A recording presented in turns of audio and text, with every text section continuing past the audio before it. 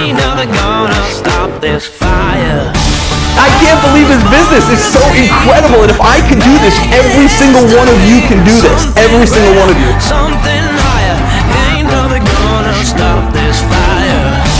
Welcome to the Wholesaling Inc. podcast. It is your host, Brent Daniels, and this is a extra special episode this week because this week we're going to be talking about pre-qualifying, like really deep dive in the pre-qualifying process of going on an appointment. And there is no one better in the country to talk to about this. Nobody better to ask questions and really deep dive this than Mr. Rafael Cortez, who, by the way, has gone on over 1,000 seller appointments because he used to be the head acquisition manager for Sean Terry's business here in Phoenix. So Say hello to everybody.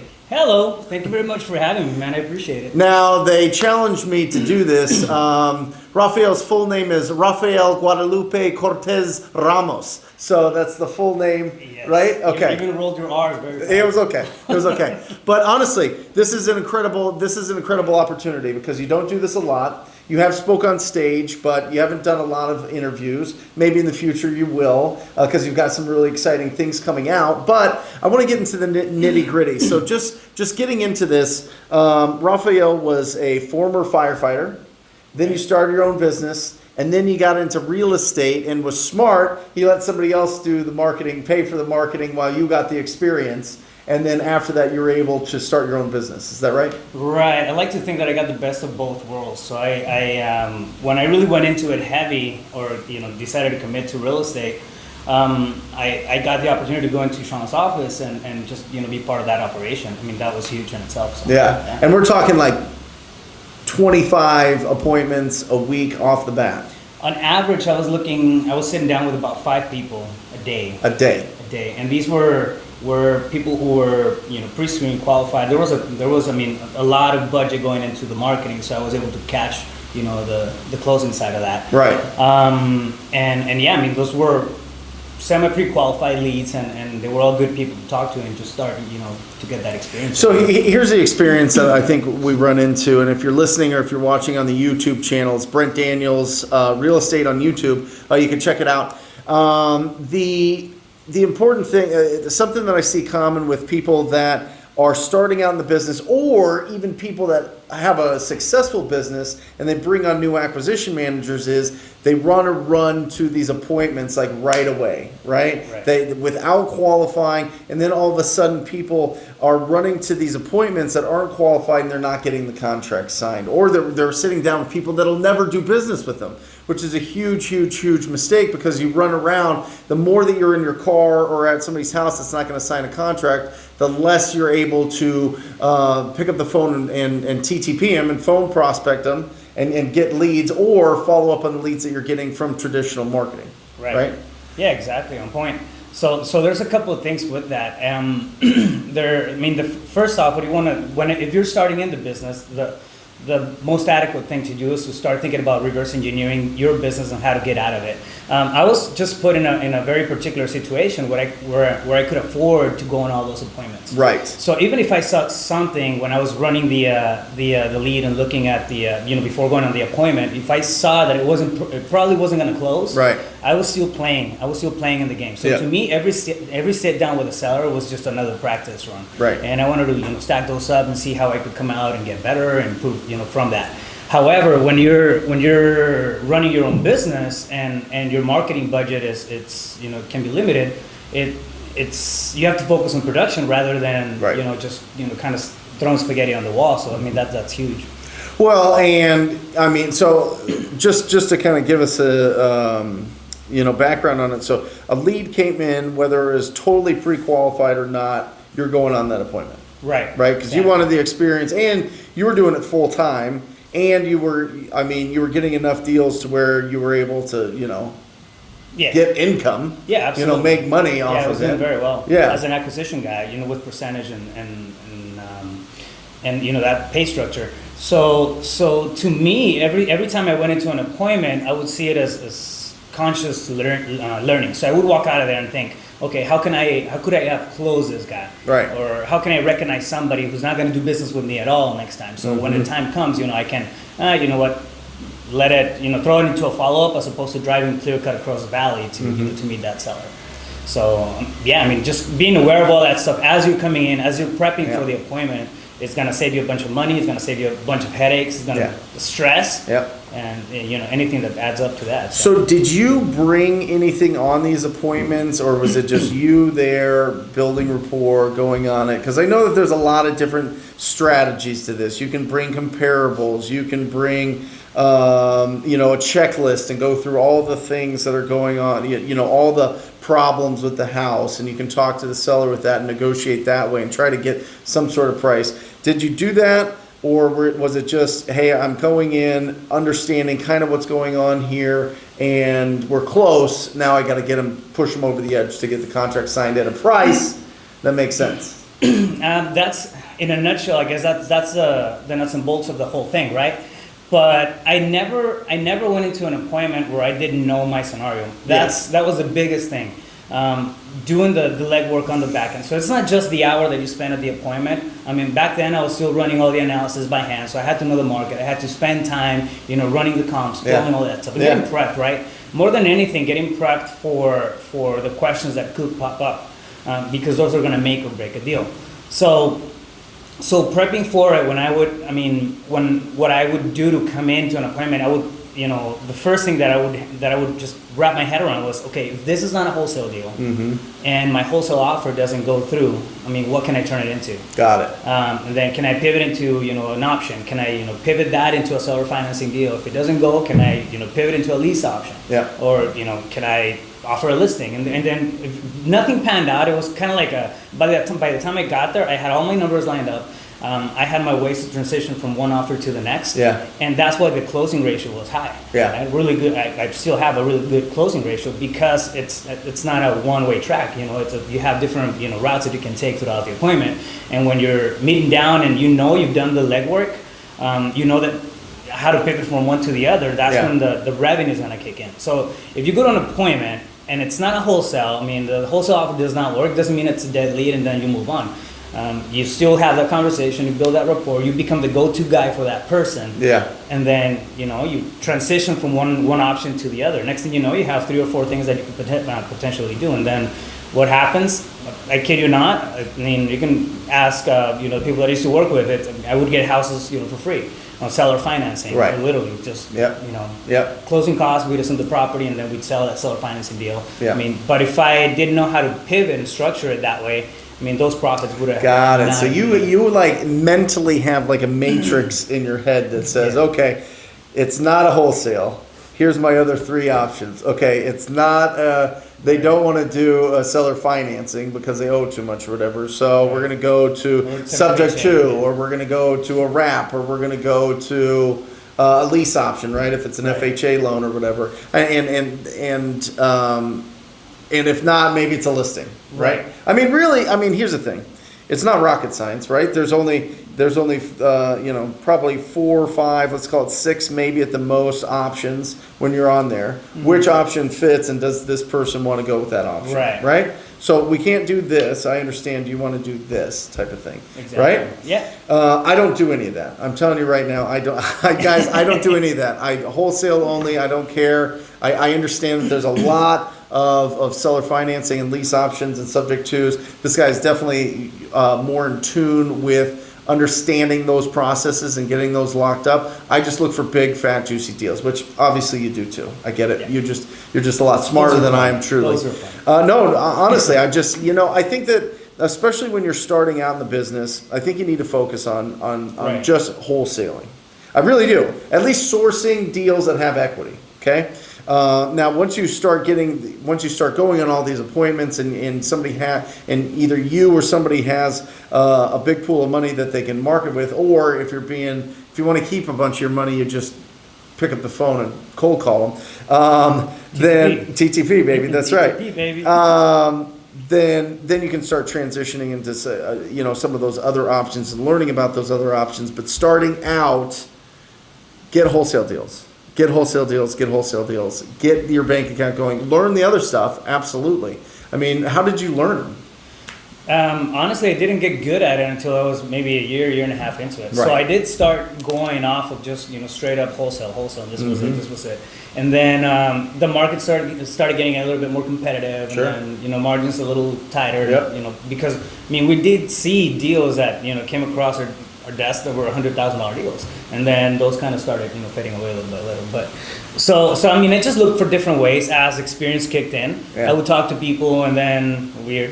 I would talk to people, at conferences and talk about different strategies. And Yeah. I've always liked that sort of thing. I like figuring out, solutions, right? Yeah. Not just for the other person, but okay, how could it work, good for me? How can it work well for them Sure. based on the conversation Yeah. going?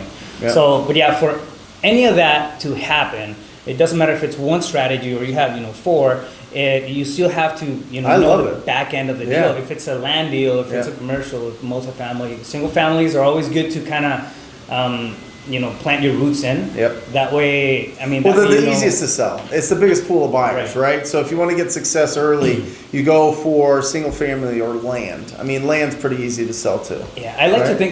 to think about it this way. Once you venture out of single family SFR, you're kind of taking the training wheels off of the Right. of the bike. Yep. And stuff gets a little different. Comps get a little harder. You have crazy deals, left and right. Yep. And so that happens, but it's just a matter. It's all part of the transition, right? Going into it. So prepping for the deal, I guess to make it a little bit, pragmatic. It's I look at the comps, and the way that I run the comps, I look at. You want me to go into that stuff? Yeah. Okay, cool. So the way that I run the comps, for example, when I'm analyzing a deal, I'll look at no wider than a mile. I Yep. usually stick within half a mile. Sure. Within 300 square feet, either up or down from the subject Plus or property. minus of the size of the house. Right, and then within 10-year build. Yep. Of course, So if it's built life 1980, you're going from 1970 to 1990. So a 10-year on either side. Mm-hmm. Yeah. And then they never go across geographical boundaries, for example, like big rivers, or train tracks or stuff like that, because a lot of times the price points change dramatically. difference, From yeah. one, Even major streets sometimes. Right. Yeah. We have that here in downtown Phoenix. It's Oh, yeah. you look at 7th Avenue, and then you look at 15th Avenue. 15th Yeah. Avenue, and the price just drops. So you Right. can't really do apples to apples there, but knowing those areas, goes a long way. Yep. So I run my comps, I get a bunch of comps, and then I'll, of course, whenever it, one thing that I love doing is when I still go to appointments, I'll look at the comps, and I don't really print them out. I went paperless a long time ago, but Yeah. But what I do is I pull up. We have a system here in Monsoon. It's a really great tool. So you pop it up, and then you can do Zillow. You can do whatever you have in your area. But I use Monsoon, and it just pops up with the sold comps, right? Sold comps, and I'll look at it right there when I'm talking to the seller, and we're talking about price points and values. We'll start looking at the comps. But at this point, I already took a look at the market area, and I know what my comps are, what my values are, so I'm Yeah. prepped for it. Yeah. But there's this thing about being able to do it live in front of the seller that creates this whole sense of collaboration between the two of you. So Yeah. so that's one thing. I go in with the comps. When I start negotiating, I hardly ever dive right into the offer. I build rapport, and I'm big on behavioral tendencies and profiles. That's where the whole organizational psychologist thing kicks in. So I think that's for example one of the biggest tools that has been allowed me to close the amount of deals that I've closed. Yeah. So I'll come in and then just see what the setting is with that seller, and then tailor and frame my conversation around the seller's way of communication. So Love it. Yeah, I do love that. it. Yeah. And of course, do the walkthrough. As you're going through the walkthrough, you look at details of the property, and this is probably pretty basic stuff. You start looking at pictures. You start looking at are there boxes in the hallways, and just anything that can key you into the back end of the story. And Yeah, you go into a house that's perfectly pristine, Right. Everything's put away and it's in good shape. You're like, okay, this is not a wholesale What deal. am I doing here? Right, Yeah. right. But you go there So- and the ceiling's coming down. There's obviously a leak. There's some boxes around. There's piles of mail everywhere, newspapers or Right. whatever. I mean, you're kind of getting a sense of some distress here, and then you're pulling it out as you're communicating with Yes, them. exactly. So all those Do are you when you before you go on the appointment, what information are you getting from them, or was it just, hey, you got an appointment this date, at this time, go, or was it, hey, I'm gonna call and confirm and ask them some questions and pre-qualify? There's a series of questions, and I have to date, that's what I built into my operating system. So we have, I think, about 5 or 6 questions that are open-ended questions. Yep. When we first make contact with them over the phone, Yeah. or whenever the acquisitions or lead gen guy, whoever they talk to initially. Yeah. We Or have do 6 you have an questions. They go example? to. Yeah, for example, one of them is can you tell me what can you tell me about the property? So I mean, that's not. It's an open-ended question. Yeah. I mean, they can tell me, they bought it back in 1960 and it needs a roof, Yeah. it needs this, that, or it's, good to go. So, I mean, that's an open-ended question. Yeah. And I do have a couple of ones. For example, I do try to get the price out of them. I mean, that's one of the things that we just kind of pivot around. Yeah. So if I had, for example, one check to pay the mortgage, what would be the second check to give to you? Yeah. And then you have an idea of Great. what they want to cash out. Yeah. So it's just another way of asking. how After much you do pay want off for the property? everything, Right. how much do you want to walk need? away from? Well, How much do you want Yeah, well, I do need. to walk with? Yeah. I do. How much do you need to walk away with? Ah, great. I love it. And that's NLP stuff into the script. So Sure. all kinds of little hacks in there. Yeah.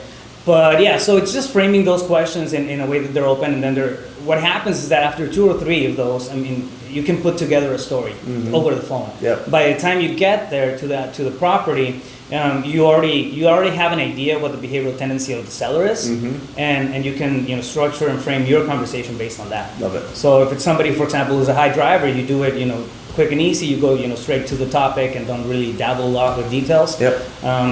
Rather than the bottom line, and Yep.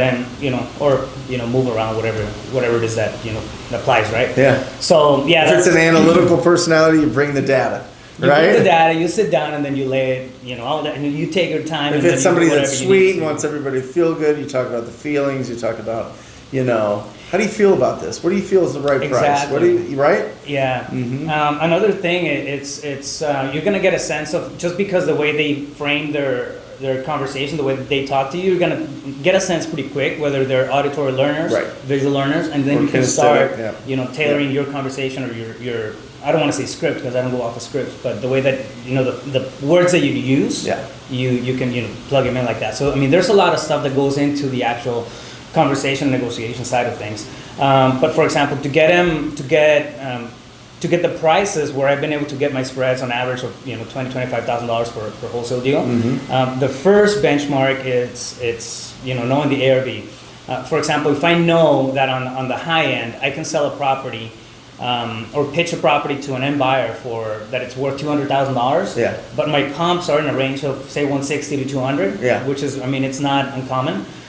If you can both get to agree that the comps kind of put the property around 180 ARV after Yeah. repair value, Yeah.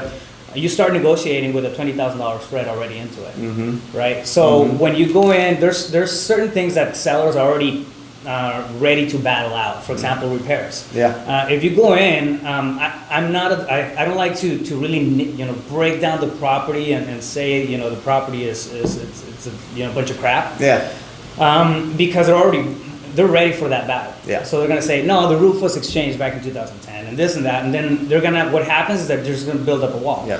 So pick your battles when you're there, and you don't wanna, any walls, I mean, yeah, you're gonna, for example, if the kitchen is bad, you mention it, you say something, but you don't, tear it down and try to make all your spread on the fact that you need a new kitchen. Yeah. I mean, you try to keep the walls down, steer around the conversation, and use the rehab value, right? So for example, if I negotiated, or if we both agree the property is 180, Yeah. and then we both agree the property needs $25,000 worth of rehab, that's another gap that I'm able to build into it. Right.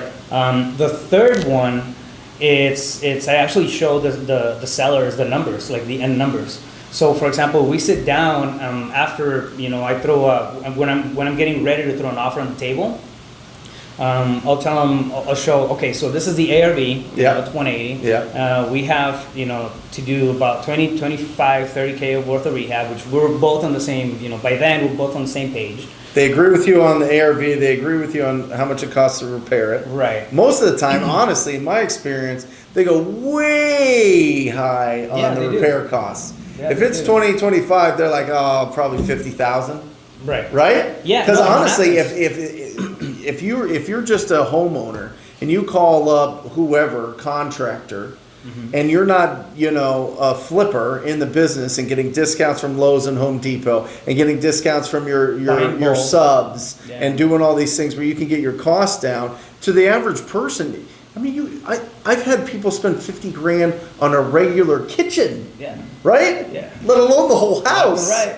You know what I mean? It happens all the time. Go to any of those home shows in the big arenas and you'll see, people spend a ton. So people actually, if you ask them, what do you think it would take to fix it up? Unless they're in the contracting business or if they're like, I could do it myself or whatever, typically they go high, which Yeah, I think is a very powerful question Yeah, to ask. absolutely. Yeah. So, and it's actually, yeah, you're right. It's one of the things that I kick in. It's how much you think the property needs Yep. when I'm there, when I'm sitting face to face. Yep. That is a pretty objective question. It's Yep. going to give me more than anything a baseline of where the mindset is at, right? Yep. And then build out from there. And then of course you want to justify your expenses. So for example, if I'm when I did my research on the back end, Yeah. to get the number to where I want it to be, Yeah. I know how much in rehab I need to justify. Yeah. So if I for example, if I hit if I need $30,000 to get this price to this point, I know that before I even meet with the seller, and I'm gonna be looking for $30,000 worth of expenses, Yeah. while I'm walking the house. Yep. Once I get that, I won't. If I can, go higher, great. If not, I know that I hit my benchmark and my numbers are gonna work. So Yeah. I stick with the numbers there. Good. Good. So yeah, that's where you make another cushion of spread, and then the third one is showing the numbers. So like I said, you have the ARV, and then the rehab amount, whatever happened, which tends to be higher. And then I tell them, okay, we're looking for at the end of the day, and I'm putting myself on the end buyer's shoes, right? Yeah. Rehabber's shoes. After they pay for everything, what's a decent return? It's Yeah. 10 to 12% after that you clear out from whatever investment you make. By the way, that's in Phoenix, 10 to Yeah. 12%. You tell that to some people in the South or in the Midwest, they're like, Yeah. dude, everybody wants 30% minimum. So it does change, depends on where you're watching, find out, and typically that has to deal with price points. If it's a lower price point, obviously the percentage of what somebody wants to make is going to be more. Typically what I do, if it's under 150,000 for ARV, I assume that an investor wants to make 20,000. Right. Right? So I start subtracting. I take 6% for selling costs, title and escrow and realtor, right off the top. So I take ARV times 0.94 minus the repair cost minus the 20,000 that they want to make. That's what you should be able to sell it to. Sell it as a wholesale price, and then obviously you got to build in your profits from there. Yeah, Yeah. exactly. No, that's exactly how the numbers go. And when you line it all up and then you see it, it makes perfect sense. Yeah. You started with the 180, and then you have this much in rehab, and then you have this much that we have to account for in expenses at the end of it, because we still have to pay brokerages. We still have to have all that stuff that they would have anyways if they sold retail. And then this is how much we're looking to make. Yeah. So saving you the headache is going to pay us, in whatever market you are, 12% or Yeah. whatever that Yeah. is.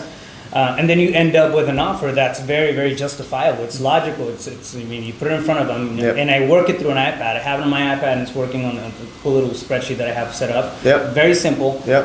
They see that, and it's like, it makes perfect sense. Got it. So when you're able to kind of stack the spreads, not just through one punch and then going straight for the $60,000 offer on a $200,000 home, Yep. and you build it out, Yeah. you're gonna end Unless up that's what they want. yeah, unless that's what they The best said. is when they just give you the price and you don't have to worry about any of yes. this, right? then you're set. You're gonna Hey, give me $70,000. 70,000, give me 100,000, give me 200,000, give me 500,000, and it's yours. Yeah.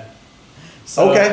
Exactly. Right. But most of the time, 90% of the time, honestly, if we're being just, from experience, it's 90% of the time they're going to want to, you're going to have to pull the price out of them. Yeah. Yeah. And then stack it. Just stack your spread into a couple of different points Yep. during the meeting, during Yep. the conversation. Yep. Got it. What else? What I mean, after 1,000 appointments, what do you think? I mean, go talk to somebody here that either they are brand new or they're hiring their first acquisition manager. What do you think that they need to know going on their first appointment, or going on their first, dozen appointments? I guess I'm gonna hit entrepreneurship in general here. Okay. Because I think it applies. Yeah. Going on the appointments and gaining all that experience, it just comes through time and exposure, right? I mean, the more you get hit, the better you get at dodging it. Yeah. But it's one thing that I see happening a lot is people just trying to micromanage everything when they can start delegating. So it's always good if you're a startup to focus on the revenue, focus on the revenue 100%. first, Yep. and then focus on your team, and then focus on your systems. I mean, that's the order that it should pan out. Yep. If you don't have revenue, you can't keep the lights on. If you can't keep the lights on, you don't have a team. If you don't have a team, you can't run any systems. Right? Right. So it just kind of trickles down that Yep. way. So if somebody is brand new, they're coming in, at first they're gonna have to grind it out for a little bit. There's nothing wrong with that. I would much rather do that than throw $50,000 into a marketing campaign and say, well, wholesaling is super easy. I'm gonna have somebody just figure out the whole thing for me. Right. No, run a couple of deals, run Yep. through a couple of deals, Yep. see what it is, get a taste for it. Yep. If you're running into it before you hire anybody, and then when you're able to run your margins anywhere from maybe 20 to 30, 25%, somewhere in there, bring in the first hire. Yep. When you know that you have a cushion. Why? Because that's, and for example, that would be an income generating, spot. It's either a lead generation or an acquisitions. That's it. For me, it'd be definitely lead gen person. I don't like cold calling. I like going on appointments and face to face. And I'm good at that, so why would I hire, an acquisition as a first person? Right. However, if You hire a cold call. right, however, hire if you're these really things. good on the phone and Right. you like that stuff, then hire an acquisition guy. Right. Yeah. Yeah. Got it. So always think about reverse engineering. Every step that you take, every new curve that you're thrown at, think, okay, how can I pull myself out of this thing next time? One thing I do, like every time I now to date, if I see a new agreement or there's something new, for the first time I had to file a memorandum, write up a memorandum. Man, I don't want to do this every single time, print it out and then do all that stuff. So what did I do? I built it into my system, so it's a one-click thing. Yeah. And it saves me time now because Yeah. I set it up that one time. So, and Rafael Reverse actually, engineer. I mean, I wanted to get him in here to talk about going on the appointments, what he's learned, and how best to give you the tools so that you can succeed on these appointments. Obviously, pre-qualify as much as possible, especially, and I agree with you on some level that if you're doing this full time and you've got money in your account and you're able to run around, you can focus on lead generation and go on appointments. Then you can go on some that aren't as qualified as others, but for the most part, you got to pre-qualify them based on the condition of the property, their timeline to sell, their motivation, and their price. I'm telling you, if their timeline to sell, the second one in that is 6 months from now, a year from now, whatever, and you go now, it's okay if you think that there's opportunity to sell that thing quicker, because that happens all the time. But if they truly can't sell for a long period of time and you start talking numbers with them now, that number is going to be leveraged. That number is going to be leveraged. They're going to say, I got an offer at this price, you got to beat it type of thing. So really watch out for that. You want people that are ready to sign a contract in the next 7 to 10 days. That's a hot lead, okay? Condition, timeline, motivation, price. Get as many of those before you go on the appointment as possible. You talk about asking 5 questions, open-ended questions, before you go out, right? So that you can get that combination of those 4 things, right? When do you want to sell it? How much do you want it? How much needs to go into the property, right? And why are you selling, right? One thing that you mentioned right now, and it's really important. After you start doing enough, you're gonna start gauging, right? This guy wants to sell. This guy's not gonna sell for 3 months. This guy, I'm not sure. So I don't do a concrete offer. I don't. 160, boom, and I'll get it right now. Because I already sized it up. Maybe wrong, I don't know, but that's just the way that I process it. What I do is I do a range. So, when are you looking to sell? For example, if we want to push it in 6 months, I don't know, I'd be between, 160, I always go a little higher just so they call back. So, I don't know, 170 and, 175, depending on the condition. And kind of leave it open that way. what you want there, you're not so your target at that point is not really closing the transaction. It's just keeping that seller on the on the hook, for the time being. So. Yeah. Good. And but so that's all the stuff for the appointments. Rafael ventured out a couple years ago. When did you start just running it yourself? Pulse Capital about 3.5 years ago. Okay, got it. Yeah, I think it was about 3.5 years ago. So Pulse Capital, Rafael, this guy's a brainiac. I mean, so how many degrees do you have? 2 masters. 2 master's degrees in psychology. Right. So general psychology and then organizational psychology. Right. And listen, this guy's back-end processes, his organization for his business. I mean, you're like a one click in your process and all of a sudden everything's out, right? Text messages, voicemails. I mean, you've got all your you've got all your proactive marketing out there, and then you're getting calls coming in and responses coming in. You've got acquisition managers running it, and then you get these deals. Right. Right. So talk about, I mean, is your process, is your program available to the public? I mean, is it available to certain people? Is the back end, like, is this, I'm going to get this, as a matter of fact. I mean, Rafael literally is in the office across from me here on the 19th floor in downtown Phoenix. So we talk a lot, we look a lot at each other's businesses, and it's really exciting. But talk about your platform. So, I mean, I didn't want to build out a CRM. I wanted to build something that was actually gonna pull me outside of it, so that it would do the heavy lifting for me. So the better it is, the less people you need to run it, the more efficient, the more scalable it becomes. Right? So I'm up to I build it out to a point where most of the analysis, actually like about 90% of the analysis is done automatically by the system itself. It gives you back thresholds, frames as far as how to pitch the offers. And at this point, for example, my acquisition guys, I've had people with no real estate experience, but plug them in, and then because they're really good with people, they're good at sales, they're good at they have that tenacity, right? So I plug them into the system, they start just following it through. Boom, boom, boom, boom, and it's all linear, right? So it goes from lead intake and generation to the acquisition process, and then they lock it. We get a contract because they click the button, so everything's sent out. They get it back, and guys, this guy's platform is a lead comes in, it automatically comps it, right? Yeah. It automatically comps it. It automatically already puts together your purchase contract. Right. If you want to click it and do that, right? Yeah. You can also do your assignment agreement, correct? Assignment agreement, seller financing agreement. Does it set a task for your guys to follow up with this lead, obviously? Right. Yeah. The way that we have it, I mean, it pushes, for example, follow-up dates automatically. Yeah. But they can adjust them, and if it goes beyond the date when they were supposed to follow up, it'll tag them with a task. So there's checks and balances built into it. I mean, it's working very well. So incredible. It's working well. Yeah, I gotta do it. Yeah. Anyway, guys, how do people reach out to you about this? It's not really available. It's kind of like this is like super secret. Yeah. I wasn't even. I mean, I really wasn't pushing it. Right. All the major guys here in Phoenix, and a lot of them, the cast of characters here in Phoenix, have been coming to Rafael for this. And people that are interested in your platform, how do they reach out to you? You can shoot me an email at rc@thepulsegroup.net. Yep. You can find me on LinkedIn. I'm also on Instagram, Rafael Cortez 11. Yep.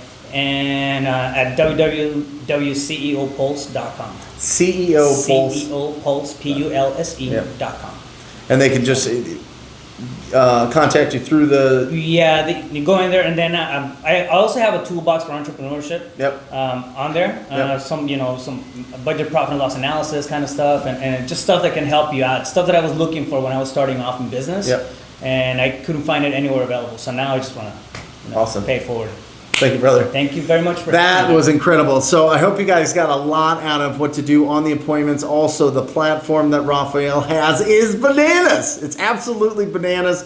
Definitely reach out to him if you are in. It is not going to be cheap. So definitely reach out to him if you have a budget and if you're already getting things rolling. That would be the best. that would be the best opportunity for both of you guys. And if you're interested in joining the most proactive group in real estate investing, it is the TTP program, wholesalinginc.com/TTP. That's wholesalinginc.com/TTP. Make sure you scroll down on that page, check out all the testimonials, check out what the program's all about. If it feels great, if it feels good in your gut, then definitely sign up for a call. It'll be the best call of your year. Until next time, guys, I encourage you to talk to people. See ya.